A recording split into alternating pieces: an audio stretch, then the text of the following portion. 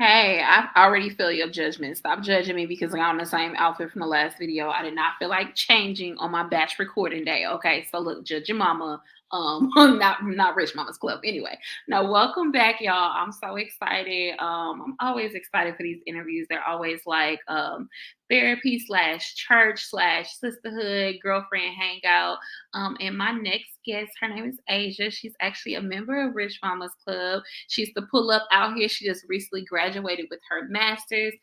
She is a mom of a little youngin, and I admire all of the things that she has accomplished in the last year, and even just getting quiet so she can pop back out with a vengeance. So y'all, welcome Miss Asia. Hey Thank girl. you. Hi. Thank you so much for having me. Yes, honey. Look, okay, I'm just now seeing your message on this back thing. Look, I was over here doing the most, but we got you here, girl. So, look, I gave a really vague introduction. Well, why don't you tell the people about your background and who you are? Ooh.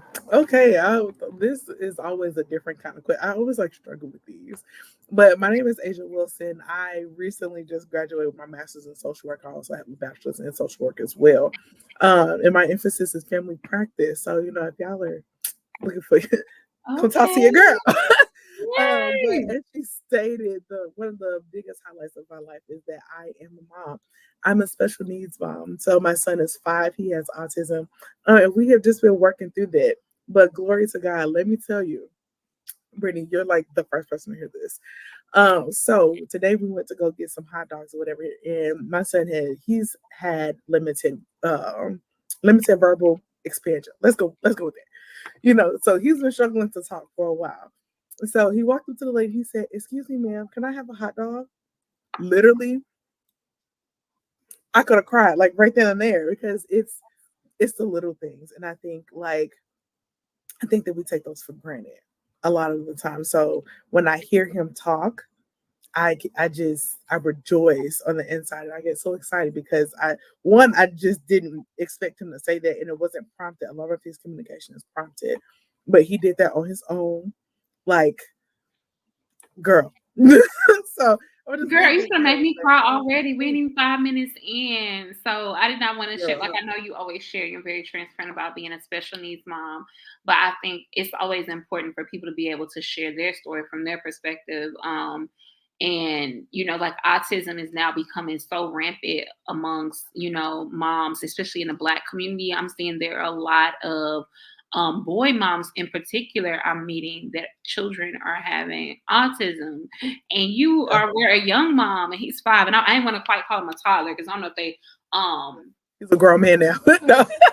if they consider 5 a toddler. I know still 4 they could say toddler, but what has that experience been like, raising a young Black boy with autism?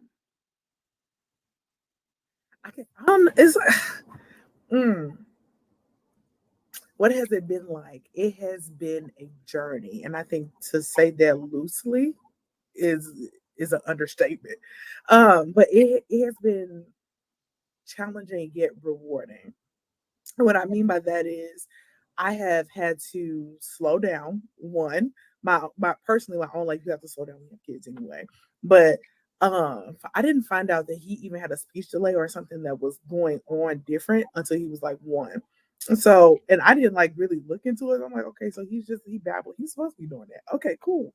So when we went to the doctor, I think he had literally just turned 1. And she was like, "Well, is he saying 4 to 6 words?" And I said, "No." And it put like a light bulb went off in my head. Like, is he supposed to be saying something? Like, I didn't know he was supposed to be saying something. So the doctor at the time connected me with Missouri First Steps Parents Early Intervention. Yes, because Early one is really intervention. early. This is one of the earliest I'm hearing people find out. So you might feel like Yeah. it's delayed, but I hear people that it's not finding out until like the age that he's at right now. Yeah. But me, like, I guess I in part want to put that on my social work background, that I just, as soon as she said it, I sprung into action. And I tried to get him into every program that I could think of. Because I didn't realize, and a lot of parents may not know this, they don't start diagnosing, like early intervention diagnosing, until 3. So yeah, and that was a huge thing.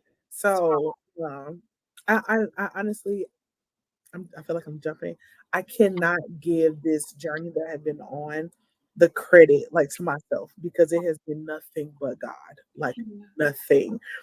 Because I talk to a lot of parents who have children or loved ones who are on the spectrum, and the diagnosing itself is expensive. Yeah. I didn't have to pay for that. I Wow. didn't have to. The clinic that he's in now, he's been in for 3 years. Medicaid pays for that. Hmm. Like, and I want to break that down. That's $4,000 a month to Wow. put him in there full time. So now we just got down to part time services, and he starts kindergarten in August. So Mhm.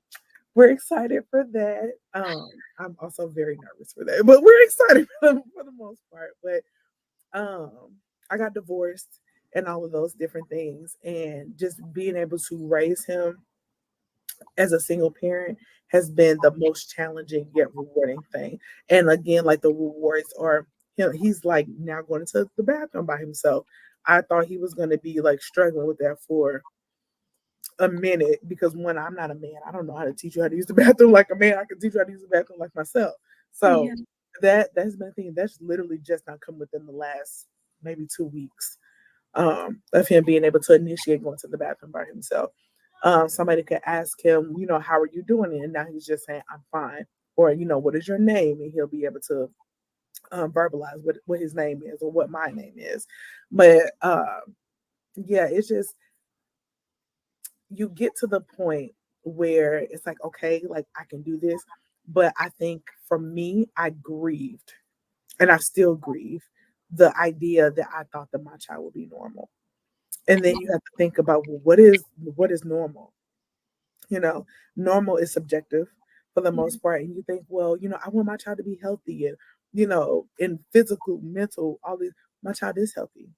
He's completely healthy. Then I think of, well, he could have cancer, he could be lower functioning, if you will. And I know that's not the politically correct way. I just can't think of You another good, way you to good. say I it. hope y'all not here. If you one of them politically correct people, she's telling her story and she has permission to say what she gonna say, how she Yeah. gonna say it. Go check And your we okay. please go check your mom. And it is okay. But he could have been on the other end of the spectrum. Chris is very intelligent. Like I really think he's reading on the first grade level. We're not even in kindergarten yet. So I think I'm like, okay, I'm grateful. Like it's been hell. Like to get to this point, honestly. But I'm grateful. Yeah. I'm grateful. It has I wanted to give up a lot, Mhm. a lot. And just to know that if I give up, he doesn't have a fighting chance. It's a heavy burden. It is a heavy burden. It's a heavy load to carry. But I try to take it a moment at a time. You're I doing try a to, great yeah, job. I just want to take a yeah. moment. We got to take a moment of silence. Just, Thank just you. say you are doing a great job. And to your point, so many of us like motherhood is just hard. Um, we You take may hear him too. Sorry, I he's know in the background. he good. Hey, he good. Hey, Chris, look, Christopher, look, Right. he Hey, good. We take for granted all those little things, like the first time that they do this and the first time to do that. Because I'm struggling through potty training now, and she's 3, and in my head, oh, everybody child done it too, and she just want to do what she want to do. You know what I'm saying? But like taking for granted the fact that she can verbalize and she just choosing not to because she a boss, right? That's what she want to do, right? yeah. Not knowing, like so many of us take for granted the things that we feel like is a given, not knowing that like everything, is God's grace. And God, and I also believe that He groomed you to be a special needs mom because of your temperament, because of your patience, because of that. And I'm just so grateful that you get to be a voice for that community as a young Black woman with a social work background, because so many people that don't look like us get to tell us about what our lives look like and how we should do all of these things. And even though the crown might be heavy, that is your crown. Yeah. That is No one's ever said it to me like that. I like that. I like that. that. Yeah, it's a. I just remember from the first night meeting when we had the mama meetup and just your spirit, Yeah. Like I could tell, like you needed this space, and at that moment, I was struggling to even continue to build what now is Rich Mama's Club. It wasn't called that then, because I'm like, dang, I keep hosting all this stuff and nobody's coming. I was like, oh, the moms need a space. The Girl, moms my getting left out. eyes. You know, I'm about to cry. look, I done held back. Like, When we 10 minutes in, and I'm trying not. girl, you only been on her 3 minutes, girl. What you about to cry for? No, because that was such a dark time in my life. I was like fighting, like legitimately fighting, because I was in a very like verbally abusive, emotionally abusive marriage. And so it was a struggle, and it was a struggle on both ends. So I don't want to just put it all on him because we were young. We got Yeah. married at like 24. We literally got married and had our son Christian in literally the same year. And so it was just real fast, real quick, whatever. But I knew like when I was gonna have it because I had prenatal depression or perinatal depression. So I knew I was gonna go through postpartum. I just didn't know how hard it was gonna hit me. So when I met y'all, I was in like the thick of it. And I was like really I was like, I need mom friends. I don't know what I'm doing. Like all of my friends, all of my close friends, none of them had kids. I was the first one who got married and had a kid. So they were listening, but they didn't know like I don't know what to tell you, girl. I You don't have don't my get own. it I don't have unless a you kid. wear these shoes. I was You're just right. I don't know because um, I'm killer. That's what I would say. But I thank you, thank you for providing the space. Like even if it was just a little quick meetup, even if it was like just wine or whatever it is that we did that day, I needed that, and I thank you for being that space because postpartum depression literally took me down through that thing. And I'm a big proponent of advocacy. I'm a proponent of like postpartum depression and anxiety and just getting ahead of it and trying to understand what it is. Because a lot of people don't really like baby blues and postpartum are two totally different things. And I remember when I had him, I was sitting in I was literally sitting in the hospital. I think they had me there for like 4 or 5 days. I was a high risk pregnancy. My blood pressure was through the roof, like pretty much the whole pregnancy. And then when I was getting ready to have him, my blood pressure went up to 200 over 100. So, yeah, yeah. So when people ask me, do you want more kids? And I really struggle with it because ideally, absolutely, I want another kid, but I don't want to be a single mama too, and I don't want to die trying to bring another kid. So Black maternal health is a real thing, and I think postpartum depression and anxiety falls into that. But it's not talked about a lot. We have what um I know that there's organizations that talks about postpartum depression, but there's not one solely dedicated to postpartum depression and yeah. anxiety. And it is one nationally. Um, and I can't think of the name of it, but it's one nationally. But I know when here in St. Louis, I know Jemima Birthing Village, they talk about it a lot. You can talk about it with your primary care physician. Anything. I'm like doing a shameless plug right now. But It's please, all if good. No, you we are a need these resources. I'm man, glad you're dropping them. We'll make sure man, to like, hyperlink them oh, down in the chat. Yes. But to your yes, point, yes. I was just telling, was talking to one of my coaches. I've been up in the air of like what I'm gonna do with Rich Mama's Club because to your point, you were talking about like you needed the space. I also need the space. I had just buried my dad the day before. And like, and I was like, oh, should I cancel this event? People don't come. They be in a group. They say they want to do this. You know how it be when people are like, oh, I want to be down, but they never show up. So that was like the first time when you came to that was the first time where we had a full room of women. And I was like, I was getting ready to quit. Like I was just like, well, I know that this space is needed because people are showing up online and people are saying that they want it, but they're not coming. And I had to realize like everybody don't have a 6 month old that I had at the time, right? Like women are at different stages, but moms still need to be in the fellowship of other moms. So fast forward to now, I'm like, okay, this is for this organization to stand. I'm like, okay, am I a nonprofit? I am a nonprofit. Like, what do I fall under? So I'm also looking at what are our sacred pillars in the area, the work that we'll be doing. And I was talking to one of my coaches. I was like, I really want to support moms that are going through postpartum depression and who just need a village, right? And she's like, we have to look for funding sources. And, Yeah. depression is a rich people's disease. And to her point, I believe it is because in now we're starting to have more conversations about mental health, right? Especially amongst Black people. But we don't Mhm. realize that anxiety and depression are like plaguing Americans like daily. And because we don't take it seriously, because we don't, oh, just get over it or go pray about it or, what I'm saying, all this other stuff, we're not really hitting we're not getting to the root of the problem, which is people feel isolated, they feel alone, they feel overwhelmed. There's not enough support for moms, regardless if you're married or not. I cannot. One of my fears is always like, okay, something happened to my husband, and then I will be a single mom. You know. So to think about the pressure of like, like what I know, I was raised by a single mom. Like you get me, I don't Yeah. want that, but we don't get to control that, and Yeah. society also does not make it where, regardless of your background, our workforce is underutilized if you're a mom. Like you get Yeah. punished when you have to go do stuff for your child, or what I'm saying, you're trying to be active. Like it's a lot that our society does to women when you become a mom. So there is like inside of you, like internally, a piece of you has died. Oh, You know? oh, can we? Oh, that's a spicy one because the identity crisis I went through, like, mind you, I said I was in the hospital for 4 days. I cried the entire 4 days Wow. because it took me a long time to verbalize it because I didn't really understand the process of what I was going through. But the death of the single you is real. Like, and again, my baby's 5, and I still be struggling. I still find myself struggling time and time again. Like,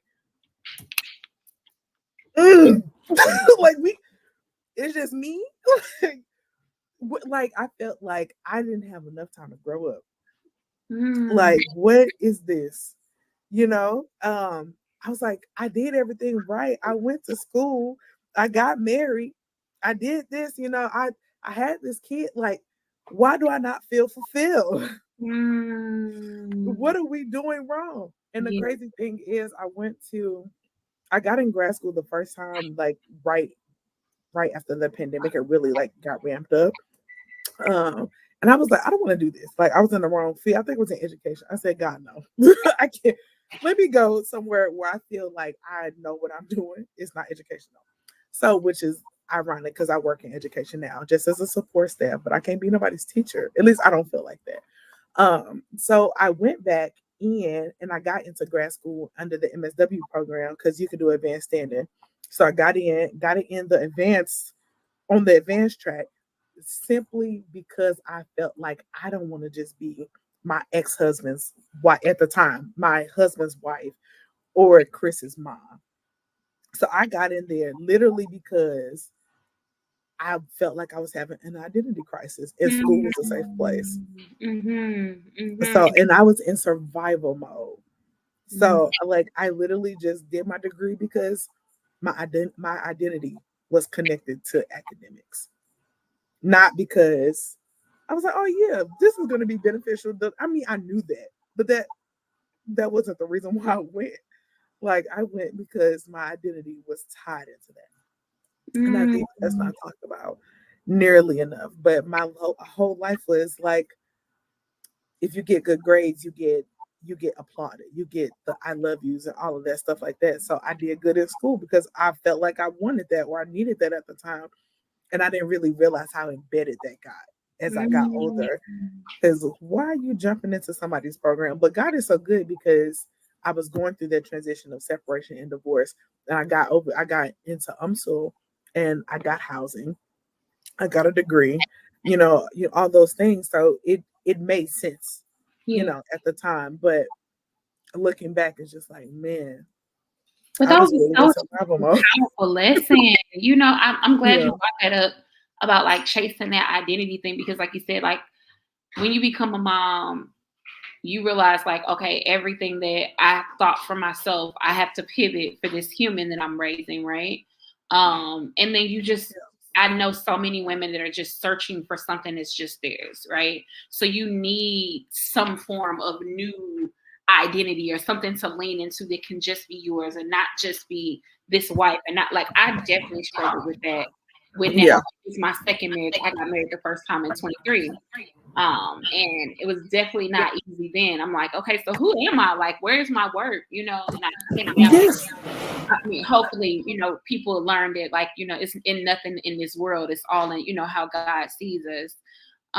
But it's so important for moms to be in community with other moms so that you can know that it's not you feeling this alone. You're not. Yeah. And that's why I'm so appreciative, like, of you and like for what you bring to the table, because I value, and I've learned this like within like the last 2 years, so I'm so proud of myself. But I value safe places. I value safe spaces.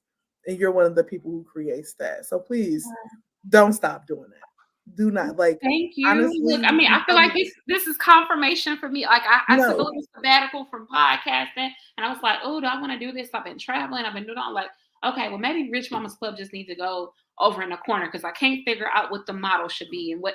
But all I know is that in New Orleans, a room full of women sat there for a summit and people were crying and people were releasing things. And then I get on this podcast and I hear, you know, like these kind of affirmations. Like, I know it's needed. I just don't know what I'm supposed to do with it yet, God. Like, and I'm transparent enough to say, like, look, we all are out here figuring it out. But all I know is that community saved me. You know, community saved me so many. I would have been homeless. I would have been, you know, definitely in somebody's jail, up under a jail, like with my ex, like so many different things. Girl.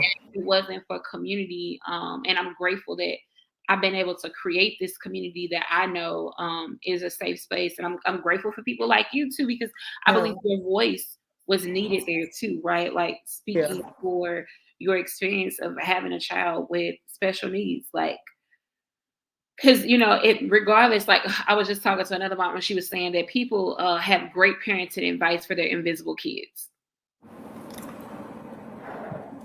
And I was like, girl, run that back. She was like, yeah, people have great parenting advice for their invisible kids. And I also feel like in the next portion of that is that people love to give advice for invisible situations. I don't know what I would do if I was in your situation. So and nobody does. You don't know till you get in it. You know? Like, because I got in this and I'm like, okay, yeah, great. Like, all right, I'm a special needs mom. Okay. What we do with that? You know? You know, but even with the kids that you have, the real ones that are there, nobody talked to me about grief. And one thing that I've learned is grief is not a linear thing. Regina King said this: grief is just love with no place to go. Oh, wow. And I said, that is the deepest, most relatable quote, like, because it is. Because it's like, I got pregnant, I had all this love and all this excitement eventually, because at first I was like, what am I going to do? But eventually it came. And I was like, okay, you know, and then God was just like, yeah, no, we're going to do this. And I said, well, who's going to do this? Like me? Like oh, okay. You know, all right. But nobody talked to me about the grieving of the idea of normalcy or a healthy kid. And I'm like circling back because it's such a heavy thing for me, and it looks different. So when I see other kids and I try not to compare. I try not to compare my child to other kids because he's vastly different from other kids. But I struggle with that a lot. Girl, like, cry. I'm sorry. Yeah, I struggle. I'm surprised I ain't crying now. Like I struggle with that, and I have to lay it before God often. Yeah. Because I want him to, like, he could do sports now. So I'm like, oh, I want you to do this, you know, I want you to play football, all these different things. Like he can run. I want you to do swimming, all these things. And I think, like, well, can he cognitively understand that? Can people tell him to do instructions and he do it? You know, can he keep up with the other kids? It's like all these different scenarios. And then I just find myself just not doing it and keeping him close. But then I know that I can't do that forever. I can do it a little bit now because he's 5. But even then, it's like, don't hinder him. You know? So I struggle with wanting to protect him and grieving. But then I'm also like, okay, well, I want you to do everything because you're a normal kid. You just learn differently. Yeah. It's a struggle. It's a struggle back and forth, and it's a struggle to accept.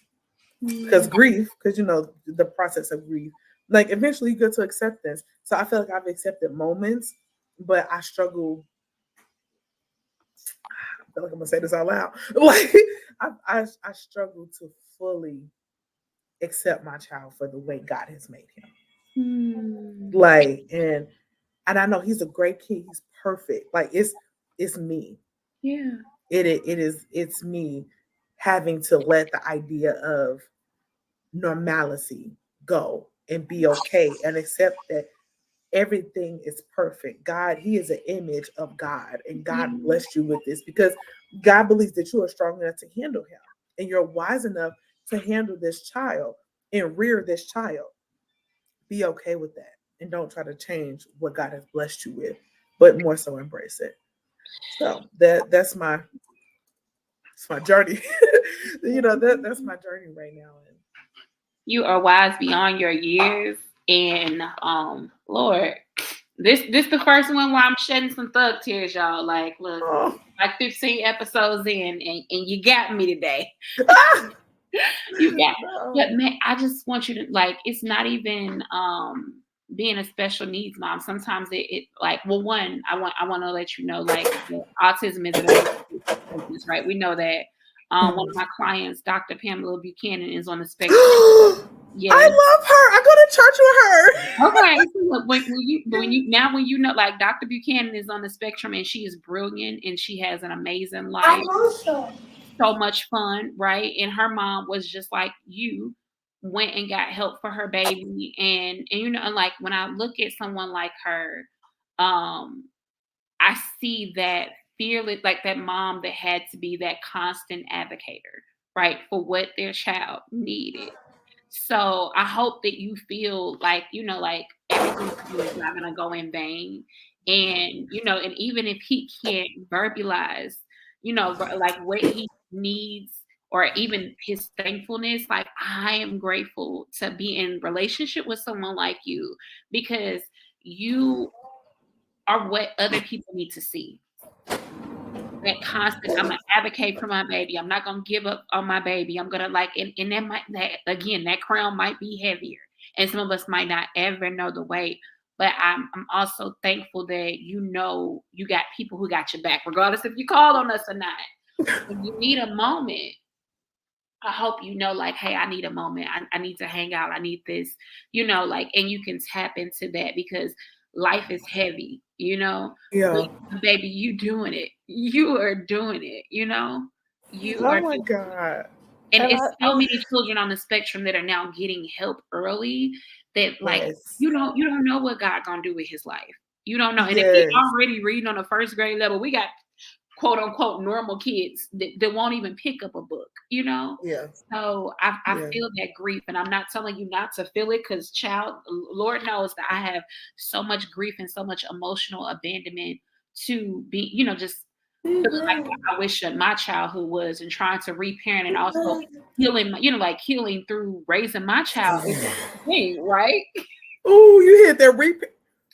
Can we talk about how hard it is to reparent yourself? And you're a parent, girl. Yeah. Look, yeah. we haven't even got enough time on this interview. But that's the reality of it, though, right? It's a beautiful process. It's a scary process. It's a lot of grief. It's a lot of tireless nights. It's a lot of, you're not going to get the thank you and all those other things. But man, think about, we have the opportunity to heal so many things that our parents didn't, our grandparents didn't, your neighbor might not. Like, so even though, like, again, it feels like, okay, God, what are you doing with this? Like, we see you. We see you, and like, you're not only doing it for you and for your child, like, there are other people who are in proximity that are also, like, leaning from that strength, but also just knowing, like, we always got to go tap back in the source. We got to go tap back in and let God fill us back in and let, and then also not only like just tapping into his word, but community is that other thing, right? Like is like that's who he created us to be in community with each other. Like that's how we're supposed to feel God's love is through each other. So but that part of reparenting is that grief, right? Yeah.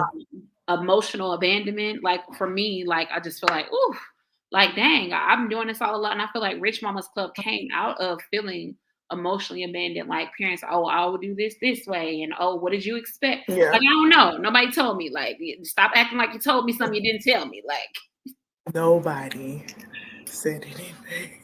No, they all like, why didn't you know? How am I supposed to know? Nobody like it's not a book. Said nothing.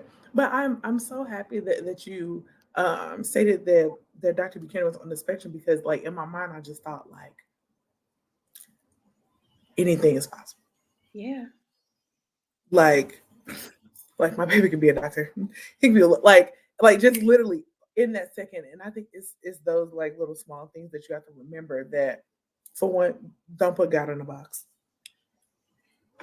That's it. Don't put God in a box. Yeah, baby could be a doctor. He could be the next president. We don't know who he is. Anything. We policy don't know maker. Anything. And like I also have to like remember to not limit him either, because I'm scared, or because I feel like, oh well, it has to be this way, and and it doesn't. So I think that just being a mom in general just comes with flexibility and having to learn your kid and just being okay with change. And I think that I just got so like, I grew up like always in limbo. So as an adult, I just always try to create like sustainability, but stability. And I'm like, okay, well, all right, I'm here now, okay, I can be stable now. No. And shake it up. No, I feel that. Shake it it's the shake up. But I think God also allows us, those moments. I 100% can relate with feeling like you want to create a stable environment, because maybe that's something you didn't have, or maybe that whatever that might look like. But I feel like God knows I know that God knows so much more infinitely than we do. He knows that if we get that certain stability, then like we really won't have like what will be our need to lean into him for. Like, if we got it all, if we could figure it all out, then there's no reason for us to go back to never try. Then why do you need me? You get what I'm saying? If I make everything in your life stable, you don't need me. And one thing I've learned in this life, and even just being a special needs mom, change is constant. Change. The only thing that's gonna happen in this life is change. So be accustomed to that. You okay with it? But you could also provide some stability for yourself in that, because I do think that being able to going back to reparenting, and then also giving ourselves a piece of grounding too. Like, what is something in your self-care routine, or maybe that you need to develop, right? Because that's something I'm also learning, that, okay, like as much as I love to work, and I think this is also sometimes it's an escape for me, because like life be getting heavy and I be like overwhelmed, and I'm like, oh, I want to do this. And like you said, you want to give up. And it's like, I can lean into this. Like, it's important to create a self-care routine. And even like a safe word for you. Like, hey, when I say this and I call a friend and I say this, like, please know that you need to have somebody else. I need some respite hours. I need, have respite. You developed that? Look, respite. No. And I've actually never used respite services. I probably should, but I actually never have. Crisis nursery, y'all. Crisis nursery has respite services. I think they'll take care of baby up to 72 hours. So just dropped a little gem. But self-care, what do I do for self-care? I am just now developing this now that I'm out of grad school, because I really didn't give myself any. I went until I drove myself into the ground, and the ground meaning the hospital. So I'm just now learning this as now I can slow down in life.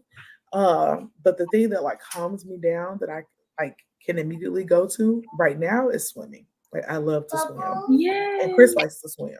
So I take him outside. Like after this, I'm about to go take him. Yeah. So that and eating, but eating is not a good one, because what you eat. Look, girl, I love me. I be trying to unbig my back. And I just be eating. But that talk therapy. And what I mean by talk therapy, just like, hey, calling up a friend, like I like to personally talk because it helps me to process. Yeah. So, but I know a lot of the times, a lot of kids, not kids, because people aren't kids. A lot of people don't always like to talk, and a lot of people can't handle the load that you got too. So, I'm learning to video journal.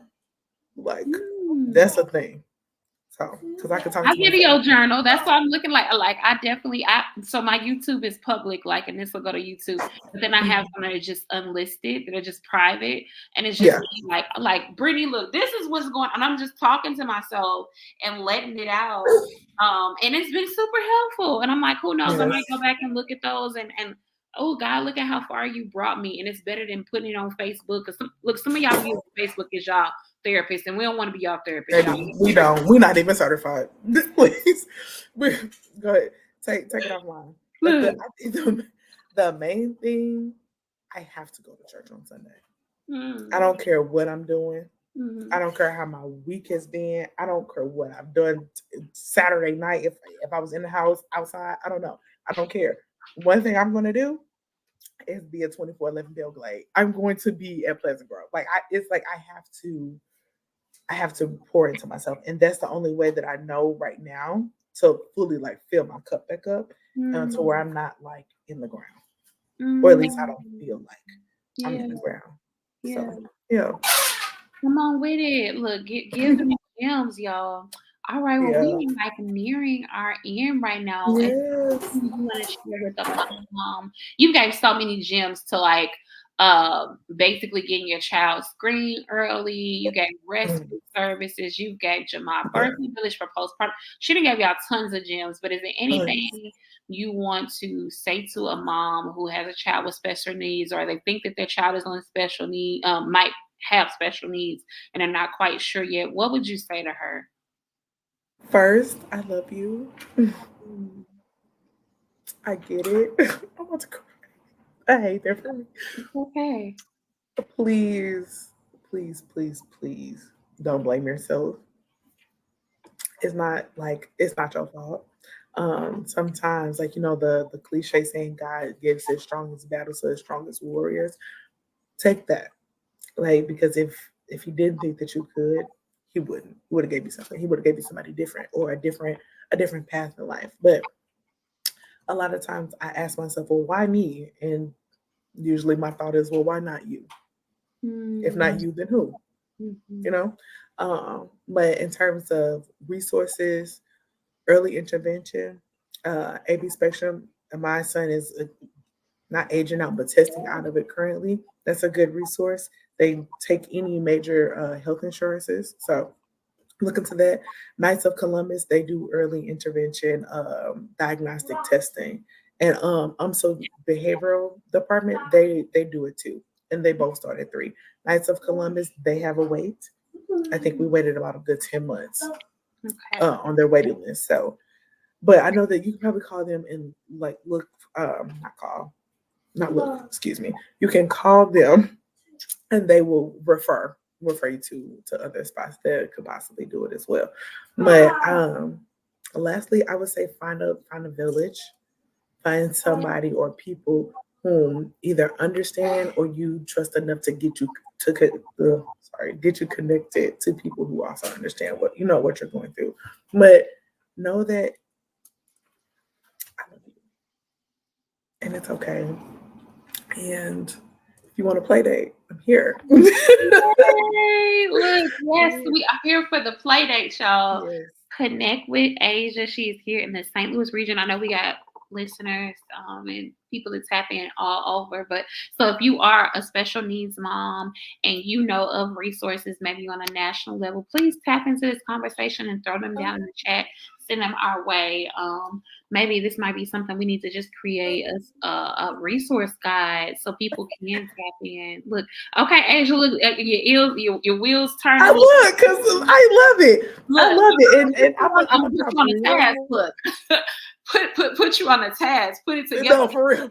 And we will distribute it. Please have it emailed to me. Yeah. But I'm gonna drop one more gem because my baby is going to school. Go for school age parents. who are going into kindergarten or, whatever, please look into your local special school district. They have tons of resources. They have tons of money. So look into those. That typically they have like I know the one here has a family cafe that you can like go talk to people that work with SSD, so they can get you an IEP or a young child diagnosis. So all those different things get you a parent advocate. Impact is a good place to start. They work with parent educators and parent advocates, so you can be either one, become an advocate, or two, have somebody to advocate for you and your child during the IEP process, because it is a lot. And I'm getting ready to go through it. I have been in school social work, school health, anything education related, and it could be daunting, and it could take a family out.